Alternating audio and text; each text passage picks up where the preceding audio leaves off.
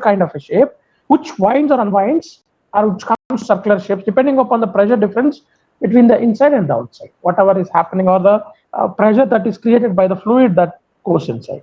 So the what happens here is, it's a metal tube of elliptic cross section in general. It generally is in bent shape. I'll show you how it will be.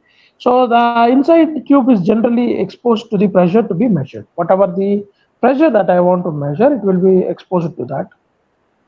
One end of it will be fixed. One side of the one side of this one is fixed, and we will see how there is a pointer which is connected to a small pinion, and that is connected to a lever kind of a thing, and that is connected to the end of the bent tube.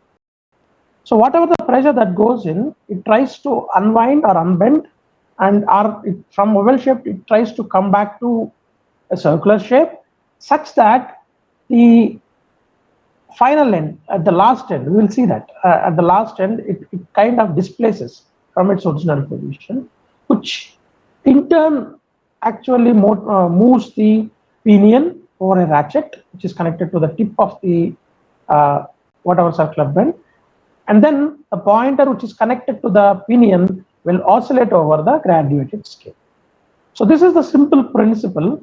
You can just watch the animation how it will work.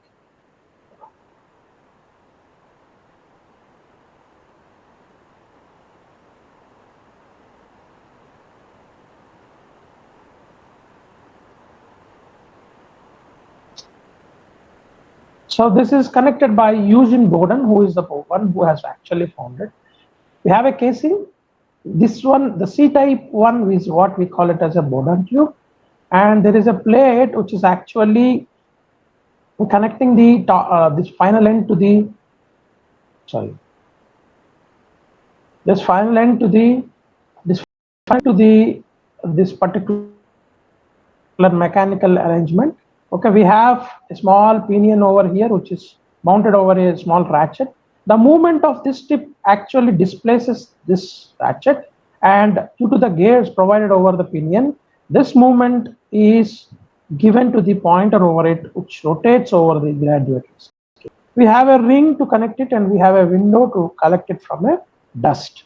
So this is the dial, this is the plate, and this is the simplest mechanism that we have had.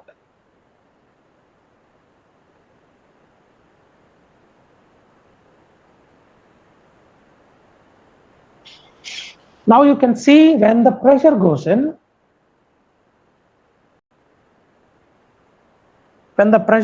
this tube, which is in the form of a oval, it tries to elongate or unwind its shape. So thereby the tip which is connected with this mechanism will move. So there is a ratchet. This is the link, and this ratchet will be there. There will be, which is over the pinion, needle is actually mounted. Okay, this pinion, this is mounted over a pinion which is connected, or which is moving over this ratchet, and you can see over that now once again.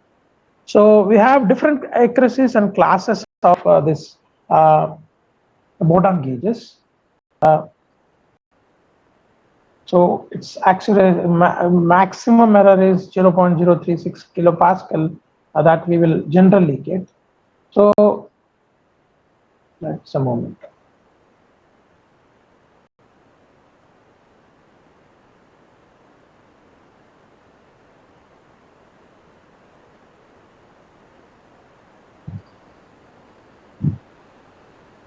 We have to show the, I was just looking out that this pointer is actually a circular kind of a thing, you know.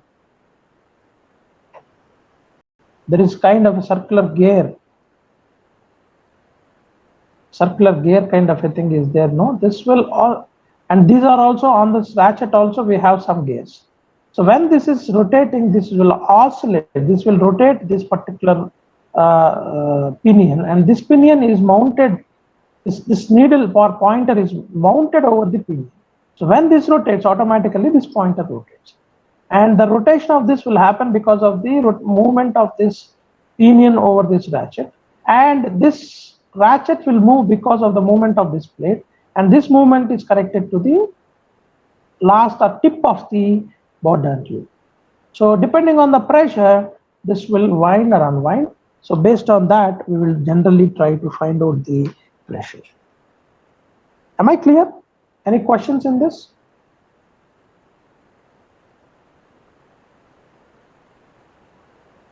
Yes. So the next one, the next pressure transducer, which you may generally look at, is basically your pressure measurement with strain gauges. Let us first understand how the strain gauges works. Okay. So generally you have tubes and all where the pressure will move in and it tries to elongate or reduce the surfaces. So when the pressure is high, what happens? There will be a lateral variation. There will be a hoop stress. Because of that, what happens? There may be an elongation on the lateral direction, but longitudinally it may reduce, or it may elongate longitudinally and laterally it may reduce. So depending on the pressure, this will happen. Okay, so this is the pressure that comes in, and because of the pressure, so this particular cylinder may elongate, changing a reduction in the lateral direction, that is in the radius. There may be a reduction in the radius, but there may be a change in the length, total length. So how do you measure this changes with the help of a strain gauge? So we have a strain gauges. So what does strain gauges will have? Strain gauges consists of resistance elements. They are resistance elements whose resistance, okay, whose resistance is a function of its size. So depending on its the resistance will change. The resistance means whatever the electrical field that we will send to it, it will send a different current depending on the resistance of this element, right? But this resistance is directly proportional to the size of the strain gauge. Okay, so if we have to write the expression, so what we can write is the resistance R is equivalent to rho is specific resistivity into capital L. This is the total length of the this one by area, capital A. Okay, so this total area, cross-sectional area you can take. So this is the function of this thing. Okay, so now logarithmic differentiation, what it will yield if you conduct logarithmic differentiation, this can be written as change in the resistance dr by r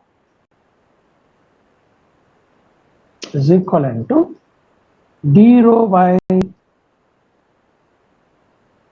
rho plus dl by L, that is a change in length that will happen due to the pressure, dl by L minus dA by, because A is in the bottom, so it will be nothing but change in area to the original. Now the specific resistance, this term, the specific resistance, it is a strong function of temperature. It gets influenced by the temperature, but a very weak function of pressure. So suppose if I am keeping the temperature of the room where I am actually doing the measurement to be constant, if temperature is constant, then the change in the resistance will be nullified or it becomes zero. So therefore, can neglect this particular term. Correct. This term can be neglected. So we are left over with directly dr by r is equivalent to dl by L minus dA by A. So now what is the area over here? Area is pi r square. Okay, we will take the area of the wire. You are taking it as a circular cross section of radius r, suppose, then the area is nothing but area equal to pi r square. Okay, or pi d square by 4 or pi r square. Therefore, your change in area dA by A is nothing but 2 dr, right? Okay, so we can write this expression like this. So from this, dA by A is equivalent to 2 dr by r. If you remember the Poisson's ratio, what do you mean by Poisson's ratio in solid mechanics? Anyone? Sir, lateral strain by longitudinal strain. So lateral strain means this one, right? So this is the lateral strain along the radius by this whatever changes in the longitudinal strain. So that means dr by r by dl by L is equivalent to nu. So now, sir, minus, yeah, minus, sir, minus dr by L. Yeah, correct. Minus dr by r is equivalent to dl by L is equivalent to nu. So now what I can do, dr by r, I replace with this particular term. So what it will become, dA by A, can I replace it with minus 2 nu dl by L. Can I do that? I simply change dr by r is equivalent to minus nu into dl by L. That is what I have done. So wherever dr by r is there, it's not dr by A. Wherever dr by r is there I put nu dl by L. So therefore dr by A is equivalent to minus 2 nu dl by L. Okay. Now substitute this dr by A into this particular equation. Now this equation is nothing but d r, that is a change in resistance with respect to r, is equivalent to, can I write dl by L is here again, dl by L is here and dl by L is, therefore it is nothing but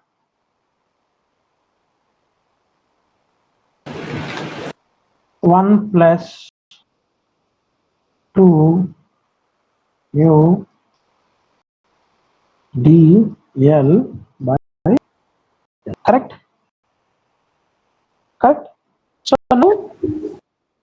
So now this dl by L is what? This dl by L is nothing but your longitudinal strain. Correct?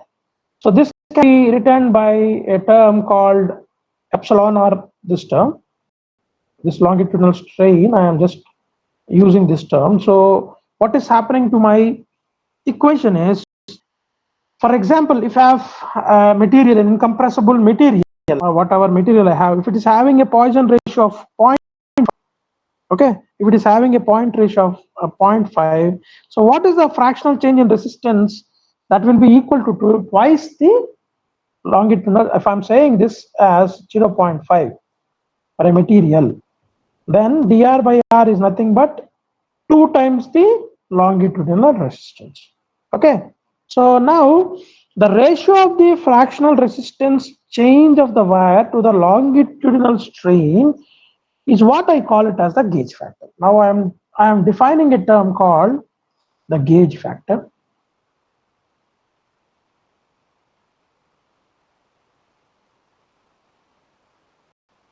So whatever the gauge that I'm taking, the sensitivity, that is nothing but the sensitivity of this gauge, how much small value we find out. I can find out this by 1 by E.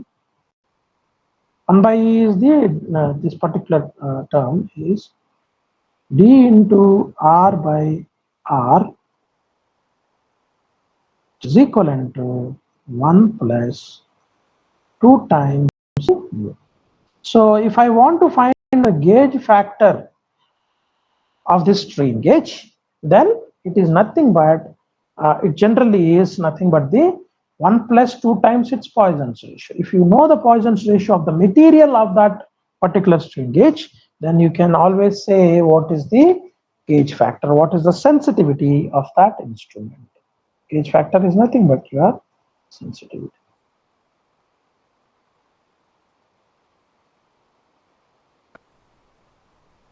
Okay, So what we are trying to do is simple. So whatever change that is happening in the resistance of the circuit, I'm trying to find out, and that I will use for measuring the pressure. What I am trying to do. Okay. So now, what we can do is we can use the same principle to measure the pressure of our instruments, because it will directly affect it. So we can use this to a strain gauge also. Now what is generally we do with strain gauges is basically we'll be etching a very simple amount of, I will show the diagram so that you will understand.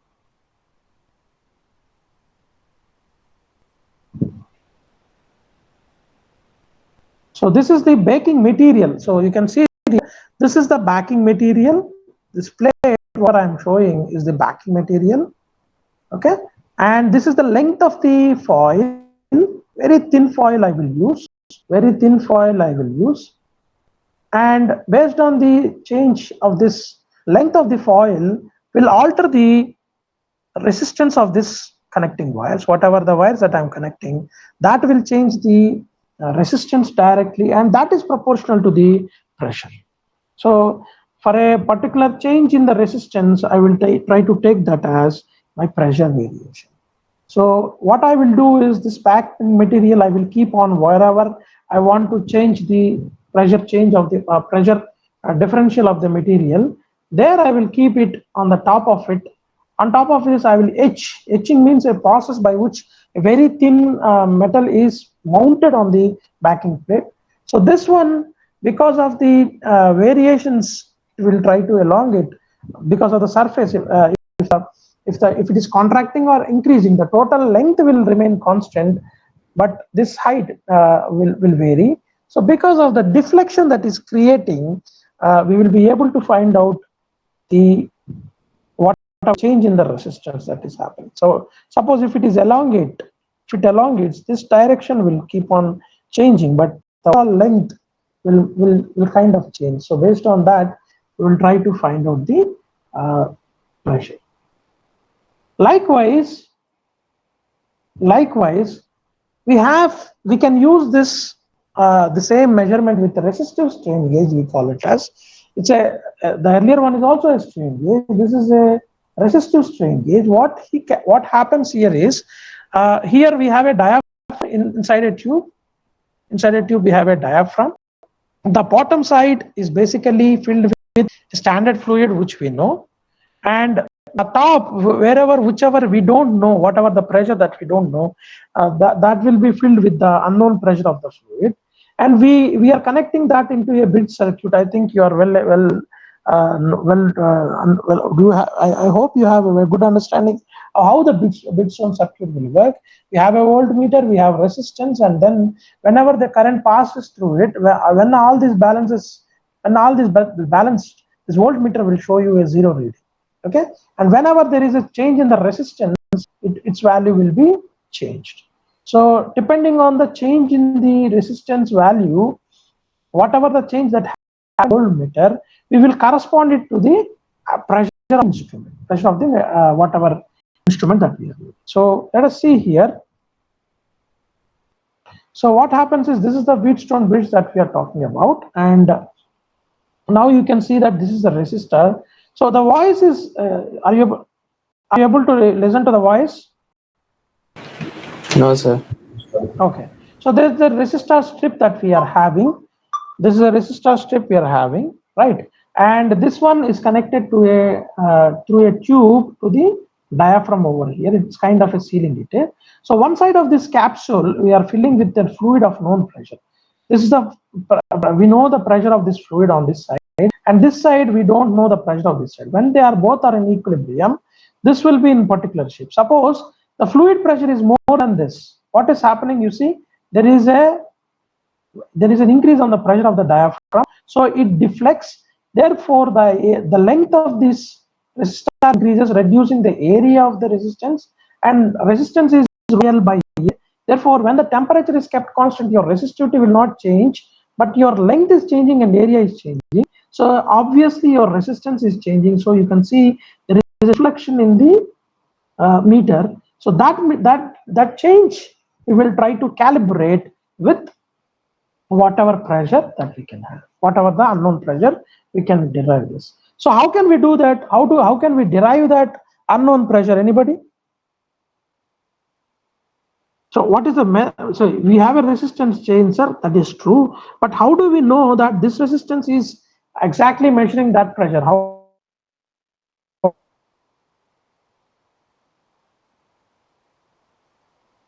can you find? What is the process?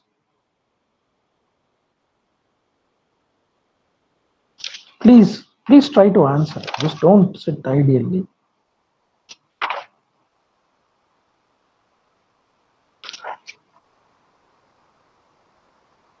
Hello? So you already know the calibration, right? Suppose this is known weight, this is known pressure liquid that is put it on one side of the capsule, and any pressure that above this, I keep on pumping it to that. But I know the pressure of that liquid also, what pressure I'm sending. First, initially one megapascal or 1 kilopascal, and 1 megapascal I'm sending into it. I will note down what is the change in the resistance. Then 1.5, then 2, 2.5, 3, 3.5. Likewise, whatever the thing that I want, I will try to do that. And then I will try to draw a graph. From that, I'll be getting the curve, and from that, you'll be able to actually measure what is the resistance. And then if it is actually matching well, then obviously your resistance will work. So you'll obviously get the relation between what you are trying to solve by means of resistance to find out the pressure, so that you will be able to derive. Okay, so that is about the what we call the resistance strain gauges. So the resistance strain gauge we will directly use in the next year's laboratory. You'll get the laboratory. So there you have the strain gauge. By using the strain gauge, you try to find out the pressure, and in one experiment you will try to find out the torque also you will try to find it. Next one is the bellows type pressure gauge. You have this bellows type pressure gauge also is available. So I would like to show how this bellows type pressure gauge will work.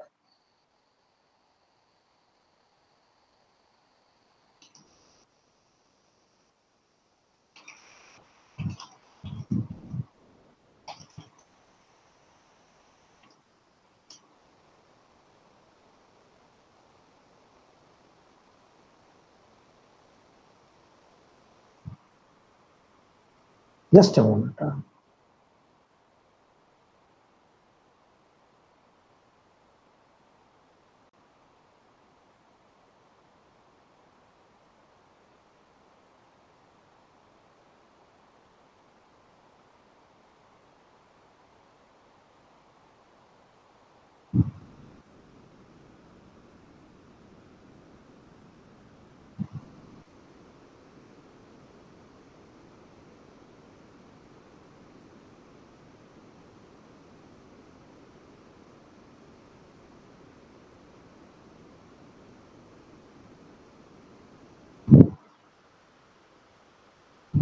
So now what I am showing over here is a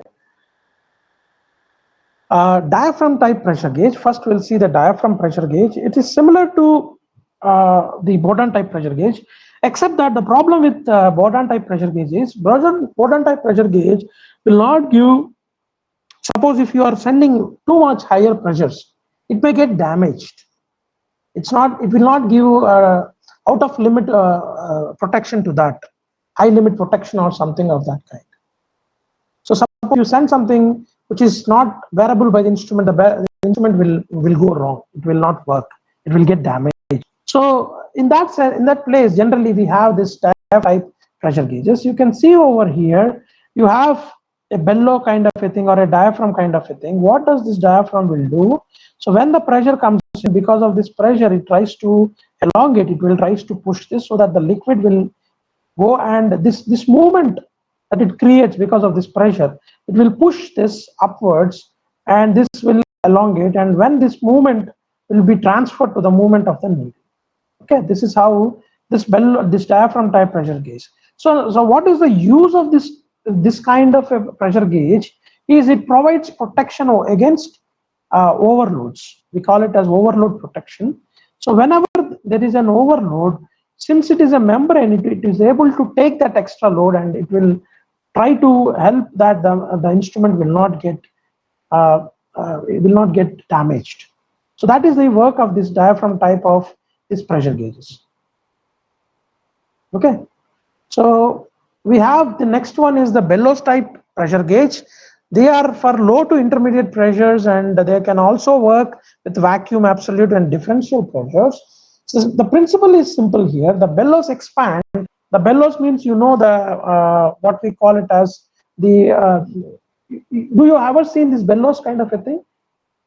They will expand higher pressure, and they'll compress when they don't have excess pressure, lower pressure.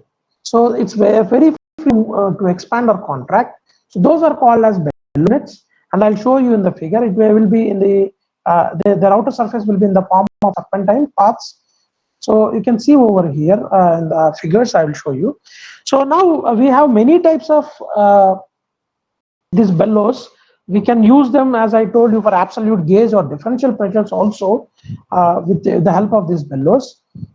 So now when we are trying to find out the absolute pressure with bellows elements, it involves two bellows. Now I will show you these are two bellows. Whatever is being drawn over here, there are two bellows. This is the bellows shape, right? When it expands, it becomes very flat. When the pressure is too high, it becomes flat. When the pressure is lower, it simply becomes, it compacts. So these are called as bellows. The very fundamental or very basic instrument is for finding out the absolute pressure. What do you mean by absolute pressure? Above the vacuum pressure, whatever the pressure may be. So what we are trying to do is we are trying to have two bellows. Okay, they are balanced with the fixed pivot is there, which is connected to a pointer, which can freely move over a graduated scale.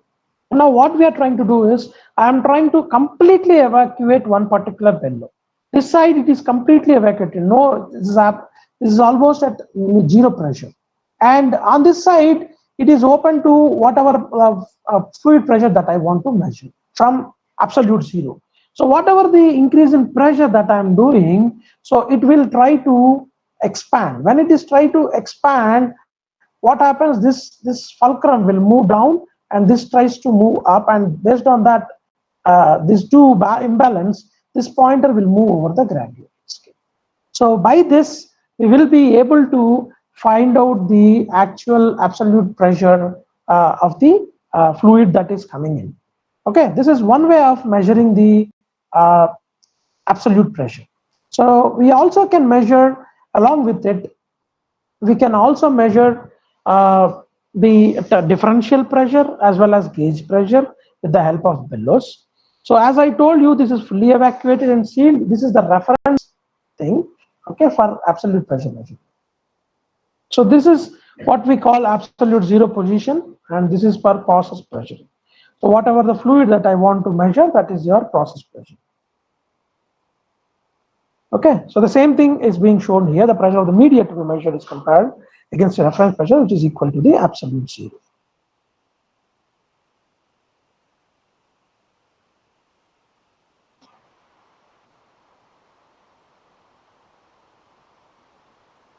So it can measure up to 100 mm of Hg or 200 kilopascal. As high as that, we can use this kind of a pressure measurement. Next one is basically you are trying to find out the gauge pressure, which may be the pressure that is having here. So you can see over here, whatever I told you, this is the actual instrument that we will see, and this is the inside cutout or diagrammatical representation of the bellows gauge that we can see over here. We have a sealing of this here. This is the diaphragm element, and we also have the reference chamber over here, which is evacuated, and this is the link that moves and transmits the pressure, well, the pressure thing into here, and this is the pressure chamber what we are having through this. Okay, and there is the fluid that enters through here. So this fluid will try to move this link, and therefore you'll be able to find out the pressure in that particular.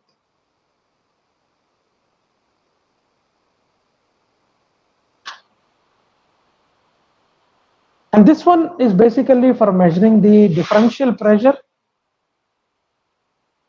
Okay, so what we will do over here is we will try to have this process pressure, whatever I want to use, I will keep it through this, and this will expand, and the expansion of this will move the bar to force some from the other side, because this side is atmospheric pressure, and this will elongate because of the expansion of this pressure.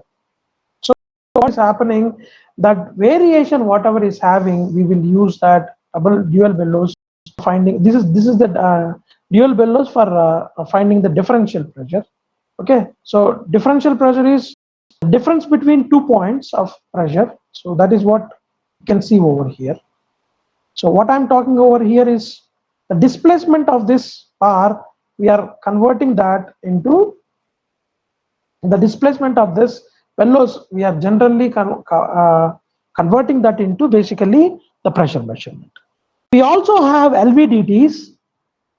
We also have LVDTs, linear variable differential transformers, where these LVDTs will also be using this particular motion of the measurement. So what happens here is the LVDT, we will discuss about it when the time comes. I'm talking about there is this instrument, what we call it as linear variable differential transformator, which is generally consists of 3 different circuits, like a primary, secondary coil 1 and secondary coil 2. So what it creates is whenever there is this, I'll show you just a,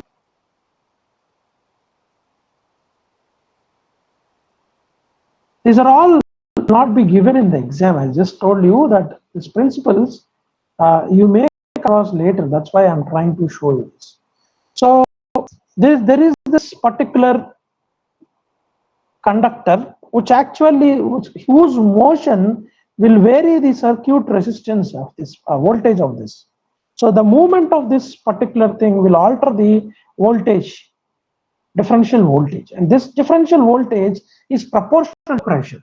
And how this will move, because of the whatever the difference that is created by the force, it will try to move up and down. So based on that also we will try to find out the pressure.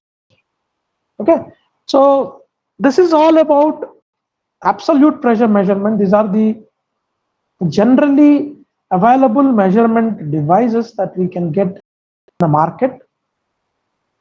Okay, so I thought of actually discussing that with you, some of the mechanisms. So there are many more instruments, very accurate measurements may be there, but these are simple, not very costlier things. So far we have looked at few things, like we started with very fundamental principles of how measurement of pressure can be done, basic principles like displacement, conversion of displacement into pressure, conversion of the level, balancing the level of a fluid columns. So we have seen different kinds of measurement instruments for measuring pressure. We have also looked at steady state, and we also looked at the how it behaves when transients are there. Transient phenomena also we have understood through mathematical equations. And the next topic that we are going to cover will be on the negative pressures or vacuum pressures. How do we measure these vacuum pressures? That we will try to study in the next class. Okay. Any questions? We can discuss that. Others, if you are okay, you can leave. Others who wants to discuss anything, then they can.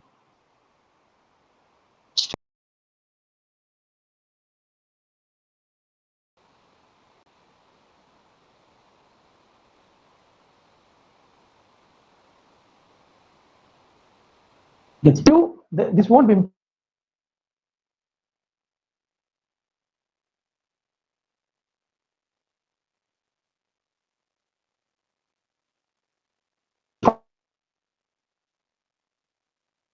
it's only for your information, not for questions we can discuss them. Is it okay? Any doubts? Clear, sir. What is? Any doubts means yes, sir means what? You have a doubt or you don't? It's clear, right? I said clear, sir. Yeah. So what you do is just go to some of the videos and pressure measurement. You have a lot of instruments. Just keep on looking at the different formulas and all, so that you'll be able to understand the working principles. But whatever is being taught in this classes, except this class, you can expect that in the examination mostly. And mostly prepare suppose I have taught an instrument with a specific resistance. Don't expect that in the online exam I will ask you the question on the work principle of that. I may give you a question based on the Wheatstone. I may give you a Wheatstone bit circuit. I may say that there is a change in this length, change in this area, and what is the pressure, kind of thing, giving a linear equation between the resistance and pressure. So you have to calculate certain things and then put it into the equation, and then finally write the answer. So please expect such questions in the examinations. Just don't blindly believe that the questions are theory questions will come in the exam. It will not happen, especially in online. If it is offline, you can expect all the working principles, but in the online, you can expect some problems. All right, if you have no doubts, then in Monday's class, Monday is important class, so don't miss that Monday's class, because we will be discussing on Monday about vacuum pressures, which is very, very important. So we will not be able to easily understand as we are doing that here. So please be available on Monday. Okay. So apart from that, if you have no doubts, then I will try to wind up the session for today. We will meet on Monday. Monday 4:32, whatever the time that we fix, we will have exam. So please prepare, except pressure measurement, before whatever, until regression analysis and goodness of fit. Up to that, you can expect questions for the exam. All right. Yes. Okay. Take care, guys. I'll take a leave.